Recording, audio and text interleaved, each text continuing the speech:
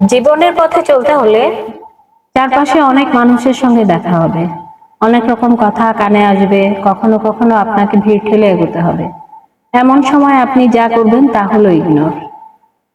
কারণ জীবনে কিছু মানুষ থাকবে যাদের একমাত্র উদ্দেশ্য হলো আবর্জনা ছড়ানো, অন্যের জীবনে বিষ ঢালা। লাইফ আপনার, চয়েস ও ডিসিশন আপনার। নেগেটিভিটি যেখানেই দেখবেন সেখান থেকে নিজেকে সরিয়ে নেবেন। এটা দুর্বলতা নয়, বরং নিজের মানসিক শান্তির প্রতি দায়িত্বশীল থাকা। খারাপ লাগলেও এটা সত্যি, আপনি যাদের বন্ধু ভাবেন তাদের অনেকেই আপনার পতন দেখতে চায়। সহানুভূতির মুখোশ পরে তারা সুযোগ খুঁজে বেড়ায় আপনাকে আঘাত করে। তাদের সেই সুযোগটা দেবেন না। অপ্রয়োজনীয় তর্কে যাবেন না, কাউকে কিছু বোঝাতে যাবেন না। কেউ যদি আপনাকে মূর্খ বলে হেসে বেরিয়ে আসুন, এতে আপনি সময়, এনার্জি আর মানসিক শান্তি সবই বাঁচাবেন। আপনার রেসপন্সই আপনার শক্তি।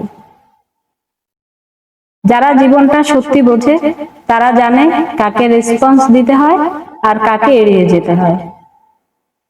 সমালোচনার মধ্যে না ডুবে গিয়ে ভালো কিছু করুন।